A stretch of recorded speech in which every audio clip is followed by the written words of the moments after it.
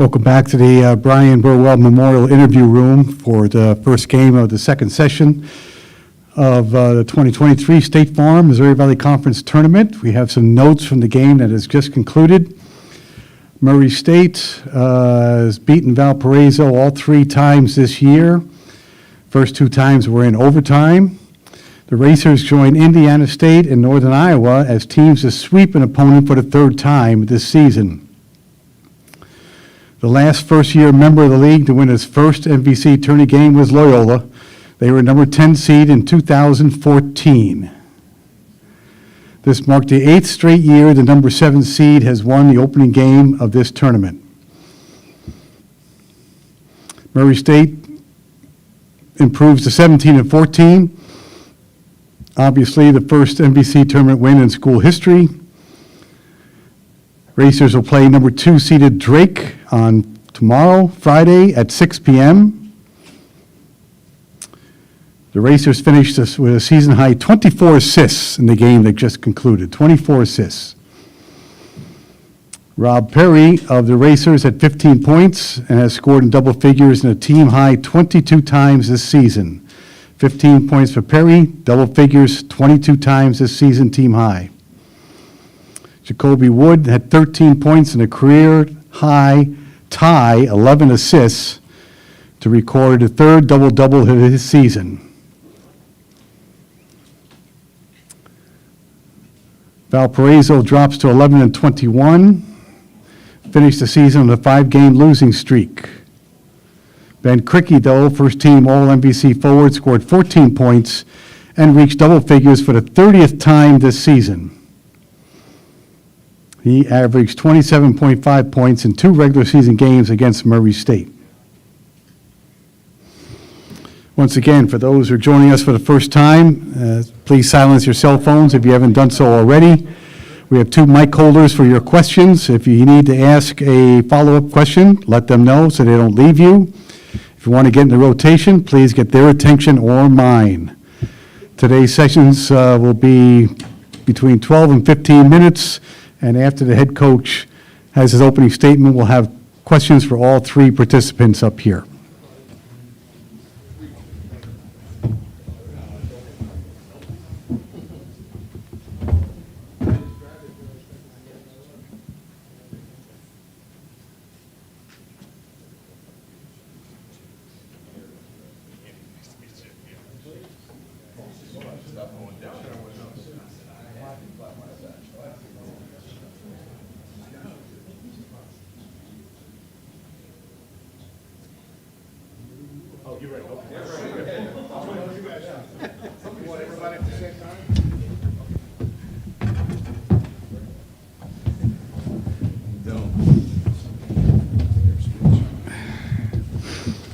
And as advertised, the victorious Racers are with us.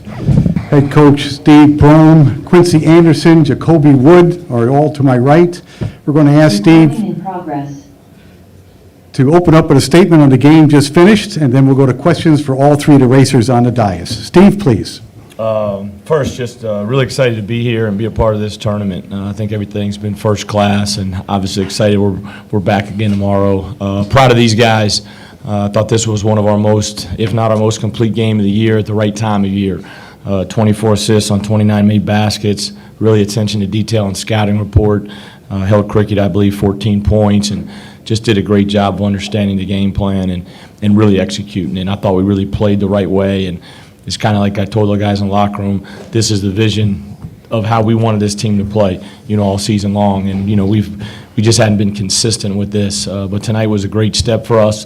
We've got a great team. We know tomorrow in Drake that's handled us pretty well twice. And we got to get back home, get some rest, and get ready for them. Start right there on the aisle. Thank you.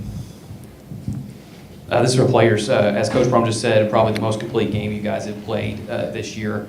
What finally clicked tonight? Quincy, you're first, then Jacoby.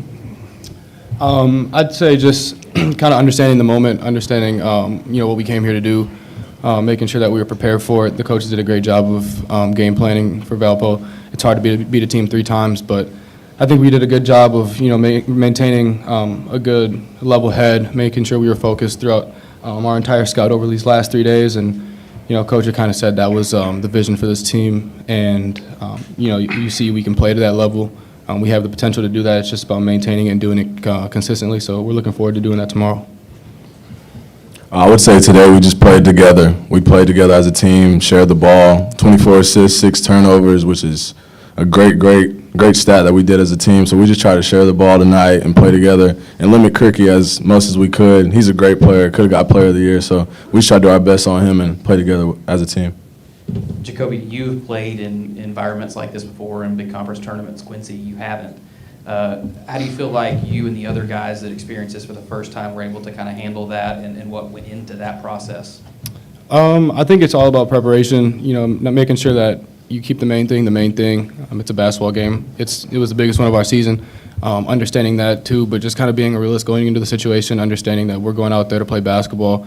We're blessed to be able to do it, wake up every day and do this. So that's kind of where I start, and but just having conversations, with Jamari, a couple of other guys that haven't really been here before, just making sure that we understand that it's a game, but we also take it very seriously, and this is like our passion. This is what we do. So just kind of going from there, and then once you get into the flow of the game, everything else kind of zones out. So you get lost in the game, and that feels good. So. Right, Paul? This is for Jacoby and then Coach. I want to talk about the Cricky game plan a little bit. Early on, Jacoby, you're just flying at him all the time, handed passing lanes, things like that. Just what was your kind of approach specifically against him, and then just kind of the team approach with Cricky? Jacoby, you go first. Yes, sir. He's just a big presence. He's one of the best big men we have in this league here. So we just try to send a lot of different bodies at him to get the ball out of his hands and make him uncomfortable and force other guys to beat us. So we did that really good tonight, I believe so. Yeah, I think the guys, they just executed what, we talked about. And I think obviously playing them on Sunday and really have an idea of what we did well, what we did not so well, or what we needed to improve on. But I thought right out of the gate you saw, and it really started with Jacoby on the defensive end. We pushed him out. Jamari, started on him. We threw different bodies at him with DJ and Kenny. But I thought Jacoby's presence and activity, really you could even see it in the second half. The one time Cricky turns the baseline, he just goes and gets it.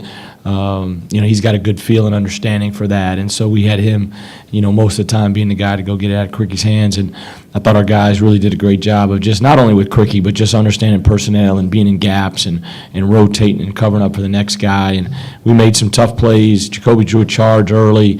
I just thought this was one of our more complete games from start to finish.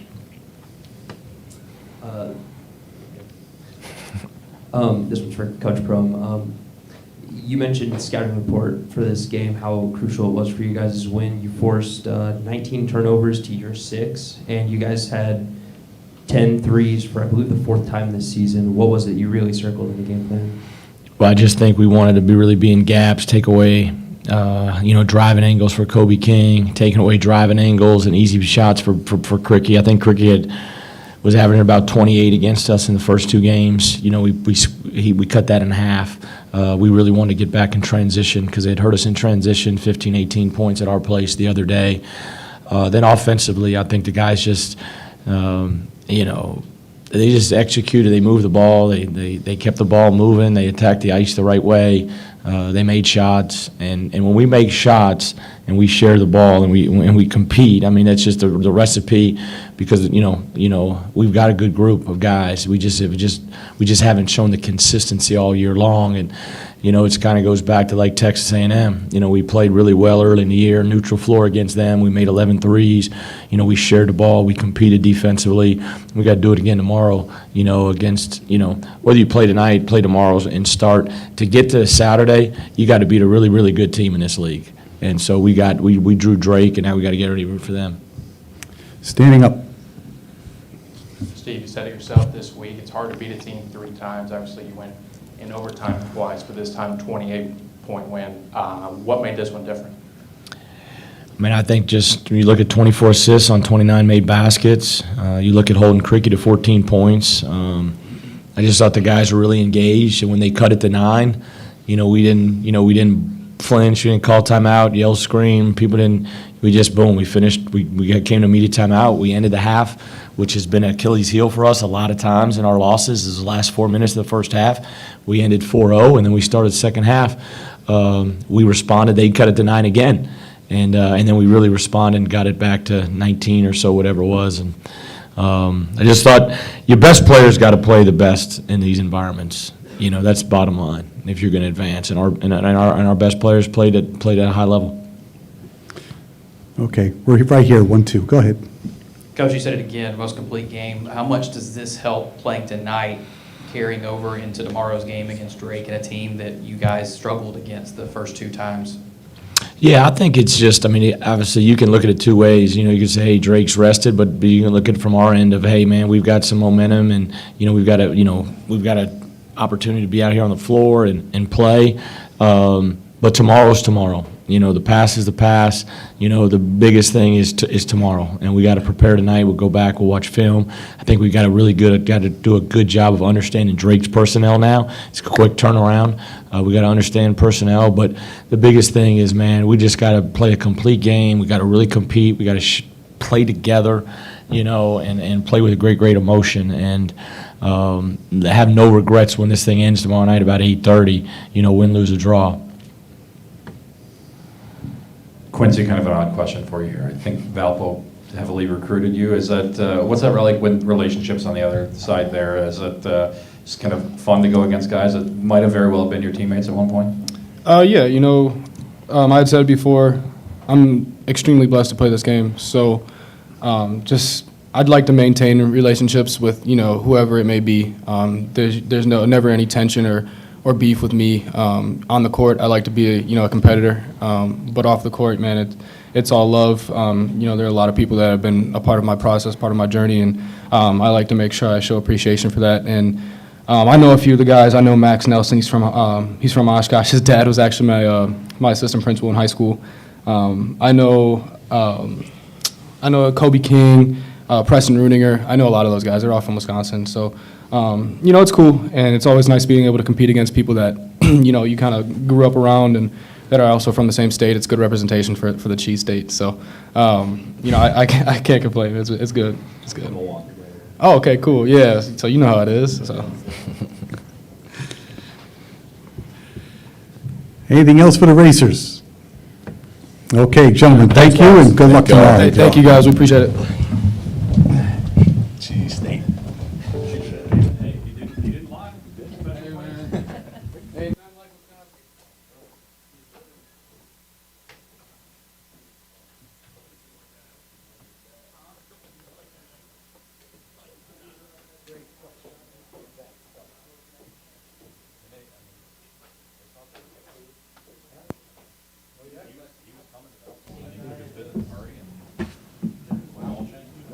That happens.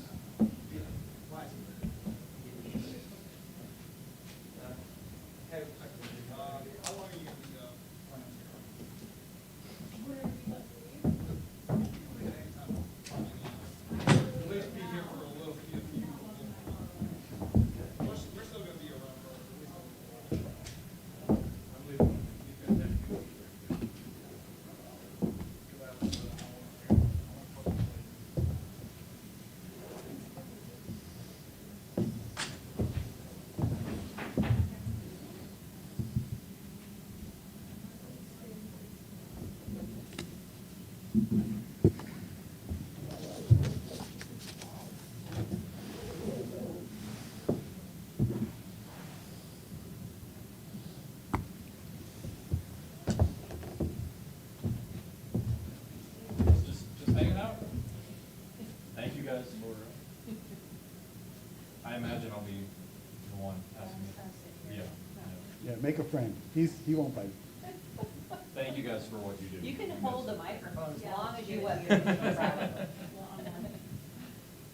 It's entertaining, it's great. No, don't ask me. I don't have the answers.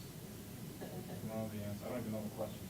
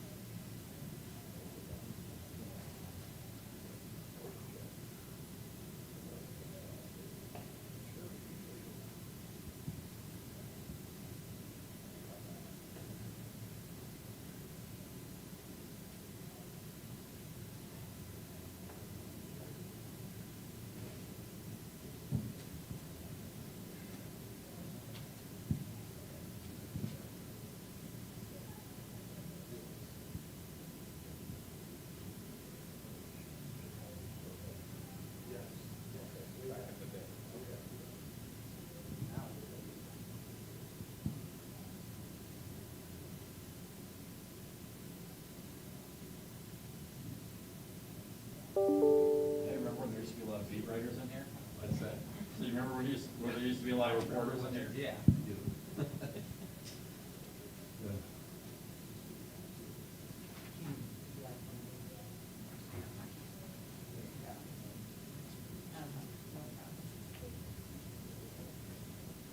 Turns out when you shoot 223, it's a problem. Yes, you think? You keep checking.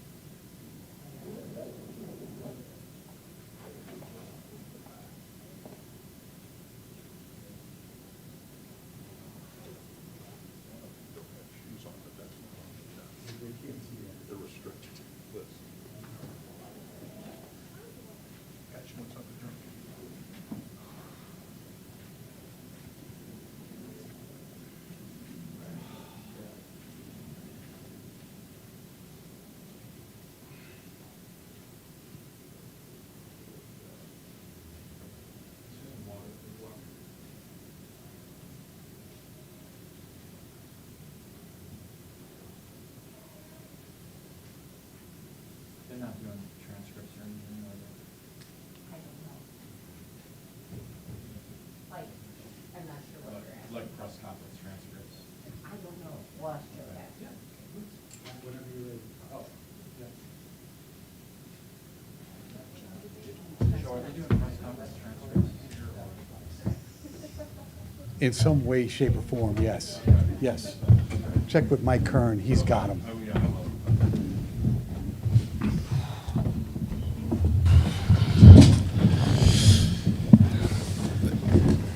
Head coach Matt Loddick is here for the Beacons. Ben Cricky and Kobe King represent the student body. We're going to ask Matt to start off with a statement on the game, and then we'll go to questions for all three of the Beacons up here. Matt, please. Yeah, I think what's hard is what we kind of talked about this year was just felt like a year where we were just almost there all the time, and we just never could quite get that rhythm to finish games, and then I felt we improved all year, and then for us to perform the way we did today was a little bit disappointing. I mean, it was just very uncharacteristic. We were a very low turnover team all year. We had 19 turnovers, which I can't remember a game where we had that many. I thought we struggled shooting the ball from three pretty much all year, and today we haven't been that bad, and so again it hurts. The message to the guys, and I say this with full sincerity. I mean, this team absolutely loved each other. I mean, 100% loved each other. They had great relationships, and my message to them was just focus on that right now. You guys have lifelong relationships. You poured your heart, sweat, and soul into this team. It didn't go our way this year, but again, I'm not going to look at it and just say it was a complete disaster because, again, they do have lifelong relationships, and that's really special. The two guys next to me, again, they laid it all out there on the line. Quentin Green at the end of the game, I mean, he could have, let guys lay the ball up, do all those things, and he didn't. He just kept competing, and so I was really proud for the character in that moment. I'm sad and I hurt for the guys for the way that we performed today, but again, I want them to be proud of just the journey that they had this year and the relationships that they formed. Not an easy question for Ben and Kobe, but how do you kind of process that 40 minutes of basketball? Just kind of how do you take that? Ben, go ahead, and then we'll go to Kobe. Sure. Yeah, I mean, obviously this one stings. I don't think it was reflective of the team we were all year long. I mean, like Coach said, we had a group of guys who were bought in, loved each other, came into work every single day, never hung our heads. The energy was positive all year. We just couldn't quite figure out how to get over that hump. And we've had a ton of close games all year, and we've competed and just didn't find a way to win them. And then obviously today was a blowout and very frustrating. But like Coach said, we're a group of guys who stick together through the thick and thin. And I'll cherish these lifelong relationships that we've made this year. Like Ben said, he hit it on the nose. You just got to try to find the positives within the guys, the relationships, the things that are outside of basketball. It's frustrating because I was personally thinking that with all the improvement that we made, that we'd be closer to a Sunday team. So to perform like this is it hurts, but also, to come back and have another chance and have another opportunity to even play college basketball is like a blessing, and that's what I'm telling these guys. Like they don't understand. It could have been a much different route for me. So in terms of just life, this was one of my favorite years of being alive. So that goes to the team, that goes to the coaches, that goes to everybody who makes it exciting. Even though we had heartbreak after heartbreak, like they said, we still find our way to come in every day and have smiles, joke around. I mean, it could have been a different season, but we'll leave it at that. Keep on. Ben, what did they throw at you today, other than everything? I mean, you said it, everything. It wasn't, yeah. I mean, I just didn't get going. I got into foul trouble early, kind of threw me out of my rhythm. But I just don't think we executed the way we wanted to from top to bottom. Obviously, very frustrating. Like Coach said, and like I'm looking at the stat sheet, 19 turnovers. You can't win too many games like that, or let alone be competitive. So that was frustrating to see. Things that we've worked on and plays that we were trying to execute coming into this game, not executed. And that's on us as a team. Just we got to be more attentive to details and carry over a game plan. And coming in, I was very hopeful. I mean, we played Murray State 2 times very close this year, 2 overtime losses. I was feeling good coming into this game, feeling very hopeful, like Kobe said, and just couldn't get it done, so it stings for sure. Matt, I just want to ask you, I mean, you cut it to 9 early in the second half, and, a couple stops, couple scores, and then what did you see over the next minute 15 there? I mean, I think we had a couple turnovers there too, correct? I think we just had a hard time passing it to each other, catching it today. And I look at this and I'm saying, man, they made a lot of threes, but they're 42% for the game, which is, that's pretty good. It's just those, how many fast break points did they get and turnovers? And I think that it got us frustrated, and we just weren't able to, go down and get that stop and get back into it. It was tough. Obviously, and then we lose Ben there in the first half with 2 fouls. That's tough. And so it just didn't go our way tonight. That's probably the best way to say it. I do think, I know we're a better team than that, but, it just didn't go our way tonight. And we didn't really, execute much at all on either side of the ball. And I'll end with this. The 3 of you have really different goals in the next days, weeks, whatever. You're moving on. You've got a decision. You've got to build for another year. What do the next couple of days, 48 hours, look like for each one of you guys individually? We'll go Kobe, Ben, then the coach. Probably just decompress a little bit, see what the next part of my life is. As much as I do love basketball, I love other things. I love people. I love helping out. So I'm just trying to get my hand in things, and I have some ideas and some plans. So enjoy my time on campus, graduate, and then see where life takes me. Rap career. A little bit. And, for me, obviously, just take some time to process this game, process this season, and just take some time to, get out of season mode and take some time to recover and get my mind right. And obviously, I'll make a decision at some point.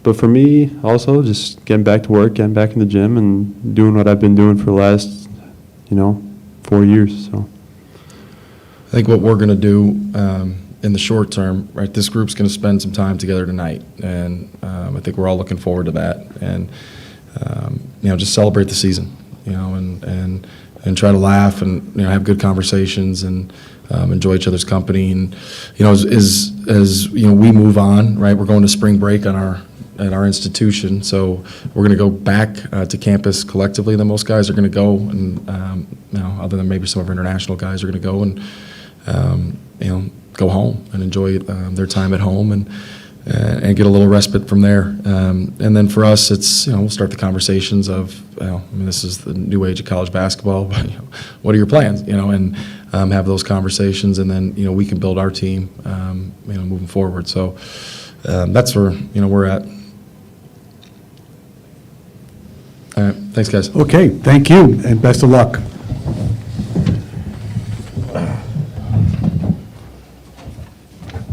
Okay, thank you. Yeah, good to see you always. Good job. Good luck.